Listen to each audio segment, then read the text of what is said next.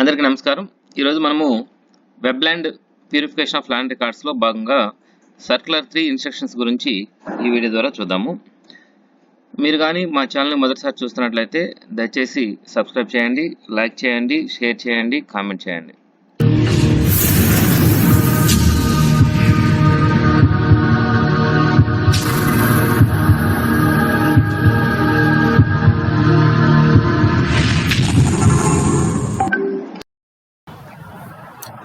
Purification of land రికార్డ్స్లో ఇప్పుడు మనము circular instructions 3 గురించి తెలుసుకుందాము.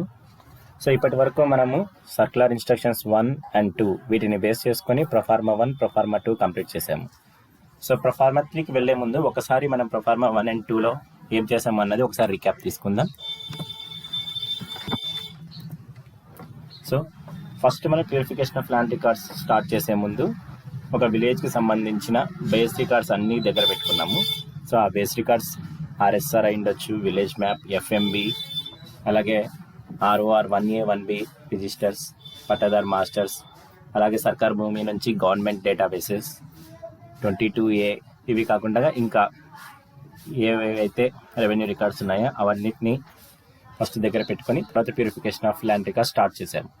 సో ప్యూరిఫికేషన్ ఆఫ్ ల్యాండ్ రికార్డ్స్లో ఫస్ట్ సర్క్యులర్ ఇన్స్ట్రక్షన్స్ 1 సిసిఎల్ఏ గారు ఇచ్చిన సర్క్యులర్ ఇన్స్ట్రక్షన్స్ 1 బేస్ చేసుకొని ప్రొఫార్మా 1 కంప్లీట్ చేసాము. సో ప్రొఫార్మా 1లో మనం అచీవ్ చేసిన గోల్ ఏంటి అంటే ఆల్రెడీ వెబ్‌ల్యాండ్లో ఇంతకుముందే ఆర్ఎస్ఆర్ ఎంట్రీ జరిగింది. సో దానిని మ్యానుస్క్రిప్ట్ ఆర్ఎస్ఆర్తో కంపేర్ చేసి మ్యానుస్క్రిప్ట్ ఆర్ఎస్ఆర్ యాజ్ ఇట్ ఈస్గా వెబ్‌ల్యాండ్ ఆర్ఎస్ఆర్గా మనము కన్వర్ట్ చేసాము. అంటే మ్యానుస్క్రిప్ట్ ఆర్ఎస్ఆర్లో ఉన్న డేటా మొత్తాన్ని యాజ్ ఇట్ ఈస్గా వెబ్‌ల్యాండ్ ఆర్ఎస్ఆర్ షిఫ్ట్ చేసేసాము. సో దీనికోసం మనం ప్రొసీజర్ ఫాలో అయ్యింది. ఫస్ట్ వెబ్సైట్ మీకు వెబ్‌ల్యాండ్ ఆర్ఎస్ఆర్లో ఉన్న డేటా ఫెచ్ చేసి ప్రొఫార్మా 1లో చూపిస్తుంది. సో ఒరిజినల్ ఆర్ఎస్ఆర్ దగ్గర పెట్టుకొని proforma 1 data 1 to 9 columns fill up చేసాము. ఫిలప్ చేసిన తర్వాత వెబ్‌ల్యాండ్ ఆర్ఎస్ఆర్ ఒరిజినల్ ఆర్ఎస్ఆర్ డేటాని కంపేర్ చేసుకొని ఇందులో ఏవైనా వేరియేషన్స్ ఉంటే వాటిని ఐడెంటిఫై చేసాము. ఆ వేరియేషన్స్ని రెక్టిఫై చేసాము. సో ఇలా రెక్టిఫై చేసిన తర్వాత తహసీల్దార్, సబ్ కలెక్టర్ లేదా ఆర్డీఓ అండ్ జాయింట్ కలెక్టర్కి ఇలా లెవెల్ వైజ్ వెళ్ళి జాయింట్ కలెక్టర్ గారు ఫైనల్ అప్రూవల్ ఇచ్చిన తర్వాత వెబ్‌ల్యాండ్ ఆర్ఎస్ఆర్ కన్ఫర్మ్ చేసాము.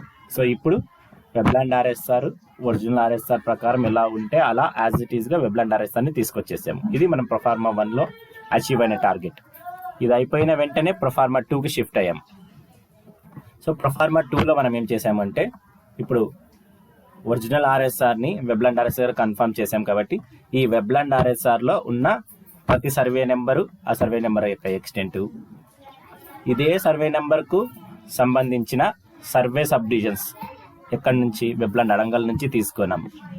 ఈ సర్వే సబ్ డివిజన్స్ యొక్క ఎక్స్టెన్స్ వీటి రెండింటిని మ్యాపింగ్ చేసేసి వీటి ఎక్స్టెన్స్ని కంపేర్ చేసాము.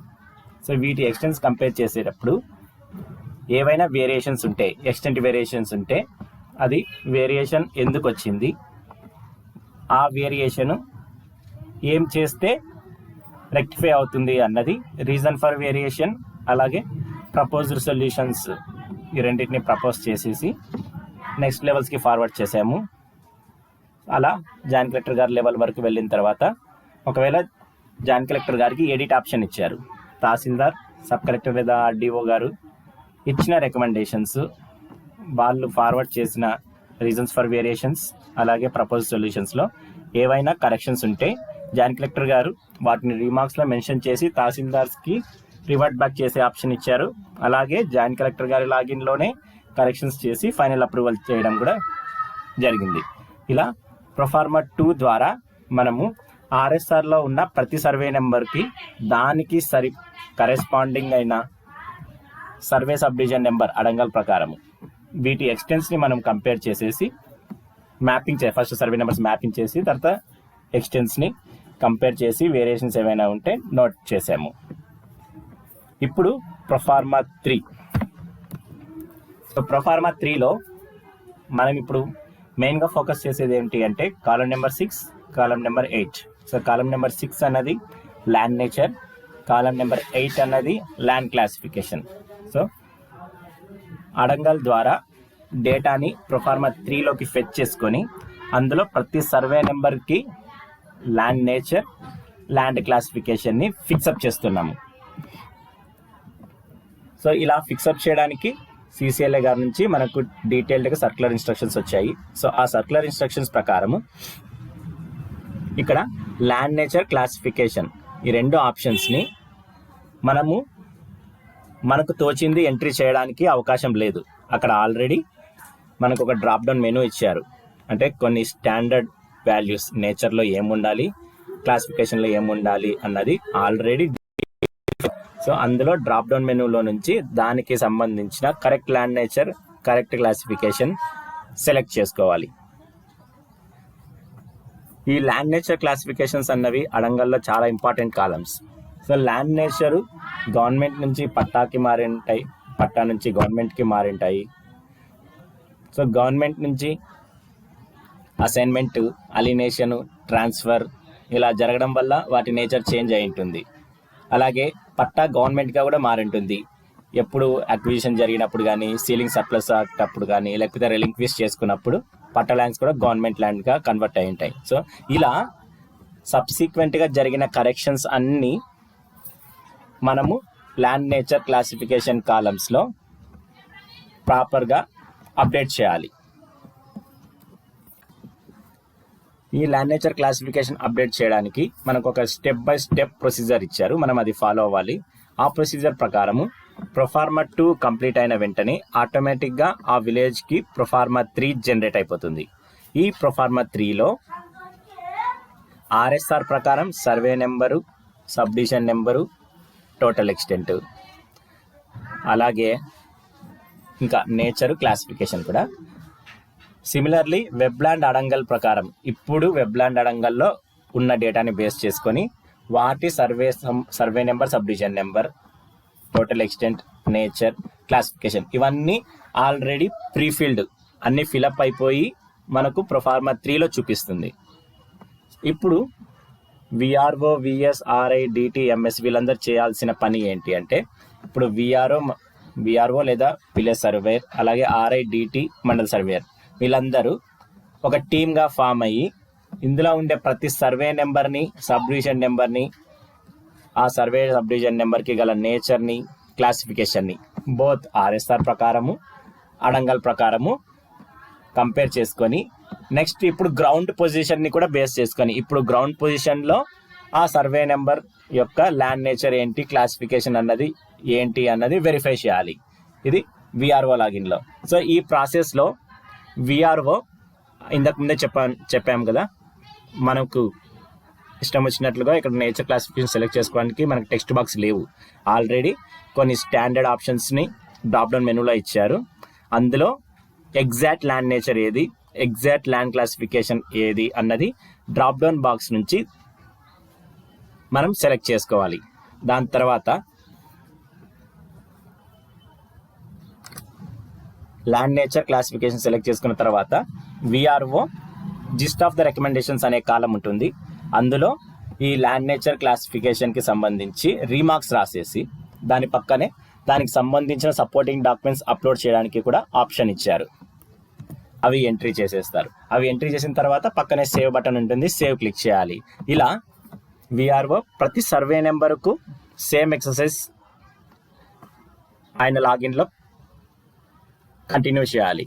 ఇలా ప్రతి సర్వే నెంబర్కు land nature, land classification select చేసుకొని సేవ్ చేసిన తర్వాతని సబ్మిట్ బటన్ ఎనేబుల్ అవుతుంది. సో వన్స్ సబ్మిట్ చేసిన తర్వాత విలేజ్ సర్వేయర్ లాగిన్కి పుషప్ అవుతుంది. సో విలేజ్ సర్వేయర్ కూడా 100% క్రాస్ వెరిఫికేషన్ చేయాలి. క్రాస్ వెరిఫికేషన్ చేసి మళ్ళీ ఎంటైర్ విలేజ్ని ఆయన రిమార్క్స్ దాంట్లో రాసి RI, DT, MSలకి ఫార్వర్డ్ అవుతుంది. వీరి లాగిన్స్లో కూడా 100% క్రాస్ వెరిఫికేషన్ చేయాలి, సబ్మిట్ చేసేయాలి నెక్స్ట్ లాగిన్కి. ఇక్కడ గమనించాల్సింది ఏంటి అంటే VRO, village surveyor, RI, DT, మండల సర్వేయర్ వీళ్ళందరూ ఒక టీమ్గా ఫామ్ అయ్యారు కాబట్టి సో దీంట్లో ఈ correct land nature classification select చేయడంలో అందరి రెస్పాన్సిబిలిటీ ఫిక్సప్ అయి ఉంటుంది. సో నెక్స్ట్ ఇప్పుడు తహసీల్దార్ లెవెల్కి వచ్చిన తర్వాత తహసీల్దారు ప్రతి సర్వే నెంబర్, ప్రతి రికార్డ్ని స్క్రూటినైజ్ చేస్తారు. కింది లెవెల్లో వాళ్ళు ఇచ్చిన రిమార్క్స్ని బేస్ చేసుకొని వాళ్ళు అప్లోడ్ చేసిన డాక్యుమెంట్స్ని వెరిఫై చేసుకొని స్క్రూటినైజ్ చేస్తారు. స్క్రూటినైజ్ చేసిన తర్వాత అవన్నీ ఒకవేళ ల్యాండ్ నేచర్ క్లాసిఫికేషన్స్ అన్నీ కరెక్ట్గా నోట్ అయ్యాయి అనుకుంటే తహసీల్దార్ ఆయన లాగిన్లో ఓకే అని కానీ అగ్రీడ్ అని కానీ రిమార్క్స్లో రాసి నెక్స్ట్ లెవెల్కి ఫార్వర్డ్ చేస్తారు. ఒకవేళ మాడిఫై చేయాల్సిన అవసరం వచ్చిందంటే తహసీల్దార్కు ఎడిట్ ఆప్షన్ అడిగింది.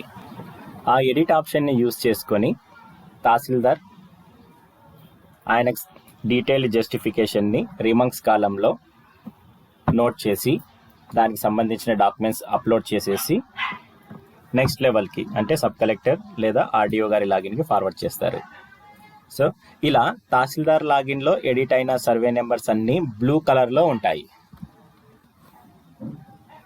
నెక్స్ట్ లెవెల్ సబ్ కలెక్టర్ గారు లేదా ఆర్డీఓ గారు వాళ్ళ లాగిన్లో వచ్చిన అన్ని రికార్డ్స్ని వెరిఫై చేయాలి.